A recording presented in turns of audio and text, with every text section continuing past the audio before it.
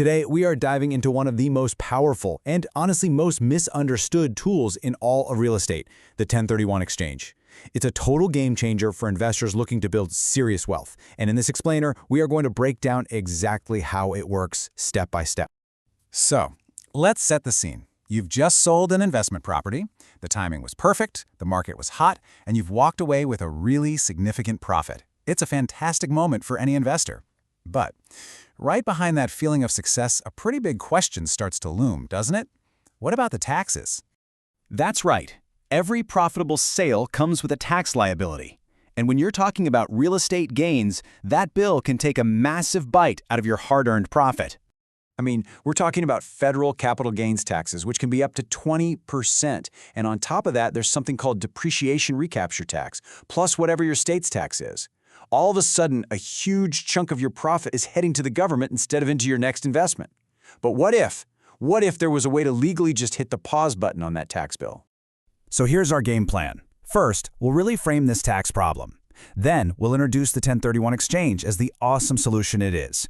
From there, we'll get into the nitty-gritty and master the core rules, touch on some advanced strategies, and finally, tie it all together to show you how this builds serious long-term wealth.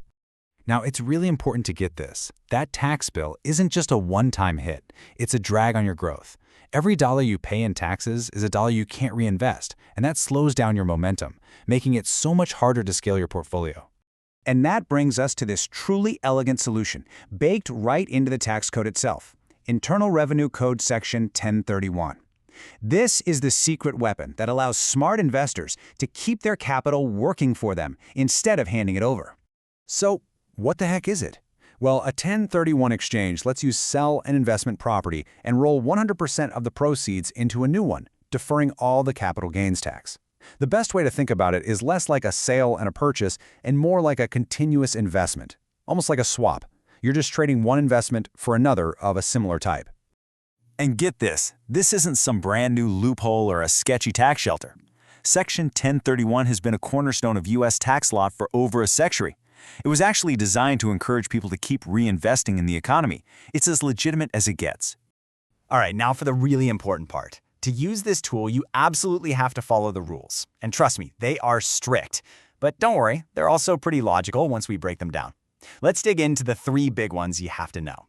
First up is the like-kind rule. Now, what's so interesting here is how broad this definition is when it comes to real estate. Like-kind is about the nature of the property, not its grade or quality. So you could exchange a big apartment building for a piece of raw land, or a commercial office for a single-family rental.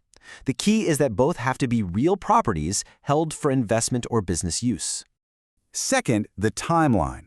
This is hands down where most people get into trouble. From the day you sell your old property, a clock starts ticking. You have exactly 45 days, and that includes weekends and holidays, to formally identify, in writing, the potential properties you might buy. Then you have a total of 180 days from that first sale date to actually close on one of those properties. Let me be clear. These deadlines are non-negotiable, no extensions. The third critical rule is all about the numbers. To defer all of your tax, you have to hit 3 targets. First, the new property you buy has to be worth the same as or more than the one you sold. Second, you have to roll over every single penny of the cash proceeds. And third, you have to replace the debt you had on the old property with an equal amount of new debt, or you can just add in more of your own cash. Now, if you fail to meet those value rules, let's say you buy a cheaper property or you decide to pocket some of the cash, that difference is called boot, and any boot you receive is taxable. So really, the name of the game is to structure the deal to avoid boot entirely. And this illustrates the 2 types of boot perfectly. You've got cash boot. That's pretty straightforward, right? It's just any cash from the sale that you don't reinvest. But then you have mortgage boot, which is a little sneakier. It happens if you get debt relief. So if you had a $400,000 mortgage on your old place, but only get a $300,000 loan on the new one, that $100,000 difference is taxable unless you add $100,000 of your own cash to the deal. Okay, so you've got the standard exchange down. But what happens in a competitive market when you find the perfect replacement property before you've even sold your old one? Happens all the time, right? Well, guess what? The tax code has a pretty slick move for that, too.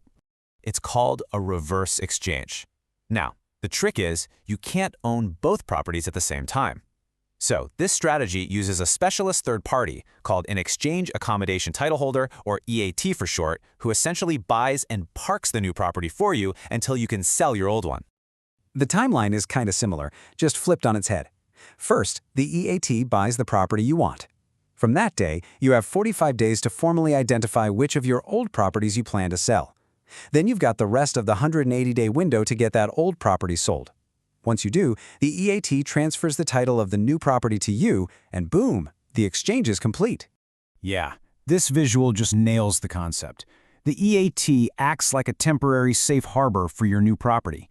It allows you to lock it down first and then go about selling your old asset, all while staying perfectly within the rules of Section 1031.